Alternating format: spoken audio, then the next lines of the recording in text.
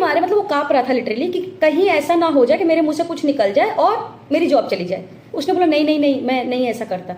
तो आपको पता है वो भले ऐसा ना करता हो, भले उसके कोई। आज बहुत ही एक अजीब घटना हुई थी। मैं आपको एनसीआर की ही बात बता रही हूँ।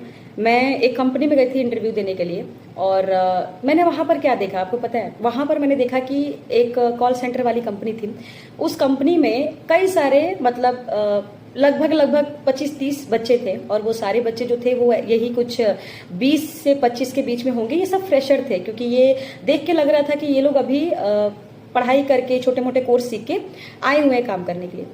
अब हुआ था कि एचआर बैठी हुई थी और उन लड़कों से इंटरव्यू ले रहे थे, और क्योंकि जाहिर सी बात है वो फ्रेशर है, तो फ्रेशर लड़के क्या होता है, थोड़ा हेजिटेट होते हैं, उनकी इंग्लिश कम्युनिकेशन में डर लगता है, क्योंकि पहले वो शायद कभी किसी से मिले नहीं होते। दोस्ती यारी में उनकी इंग्लिश निकलती होगी, लेकिन जब एम्प्लॉय की बात आती है कि आपको एम्प्लॉय बनना है, आप कंपनी में काम करने जा रहे हो, तो शायद उनकी जो स्पीकिंग है वो नर्वसनेस हो जाती है, वो कटने लगती है और टूटी फूटी टाइप बोलते हैं। उस बच्चे ने नर्वसनेस में इंटरव्यू दिया, और मैं उसको देख रही थी। उसके बाद वो कंपनी की एक छोटा सा मिस्टेक बता रही हूँ, इसको मिस्टेक भी नहीं बोल सकते, इसको ये बोल रही हूँ कि किस तरीके से वो आप पे हावी होते हैं। मैं ये बताना चाह रही थी आपको बेसिकली कैसे हावी होते हैं। अब जब उसने इंटरव्यू दिया तो उसको एक टॉपिक दे दिया गया कि इस पर 2 लाइन बोलो। अब बोल तो लिया वो बच्चे ने, देखो बुलवाना नहीं था, बाद में बुलवाना नहीं था, वो तो सिर्फ ट्राई करते कि आप बोलते हो कि नहीं बोलते हो। एट द एंड तो काम उनको वही कराना है जो काम आपको नहीं करना है, लेकिन सिर्फ आपको पैसे कमाना है इसलिए आपको करना है। तो उसने बोल दिया। उसके बाद उसको बिठा दिया गया। थोड़ी देर बाद उसको फिर बुला के उसको क्या पूछा जाता है आपको पता है? कि आपको एक टेंशन और प्रेशर दिया जाता है। पहले उससे ये पूछा जाता है कि क्या तुम काम कर लोगे, दिन रात काम करना होगा।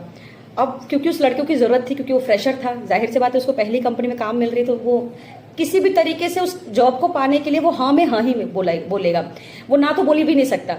तो उसने बोलता हाँ हाँ मैं कर लूंगा। उसके बाद वो बोलती है कि सिचुएशन दे दिया कि कैसे कर लोगे। जब उस लड़के ने इंटरव्यू दिया तब भी उसने ये सारी चीजें हाँ में हाँ बोला, उसने हर चीज का जवाब दिया। क्यों? क्योंकि उसको ये जॉब जरूरत थी। तो ये बोला गया, एक रीटेस्ट किया गया कि तुम कैसे कर लोगे, रात में कैसे करोगे, तो अगर रोटेशनल शिफ्ट है तो कैसे करोगे। तो उसने बोला मैं कर लूंगा। मतलब उस लड़के के मुंह पे सिर्फ एक ही चीज आ रहा था, मैं कर लूंगा, मैं कर लूंगा, मैं कर लूंगा। उसको जॉब की इतनी नीड थी, और इसी का कंपनी फायदा उठाती है। अब उसके ऊपर प्रेशर आएगा। अब दूसरी बात सुनिए, ये मेन बात है। उससे ये पूछा गया कैसे कर लोगे, कोई तुम दूसरा काम तो नहीं करते हो जहां ध्यान तुम्हारा भटकता हो।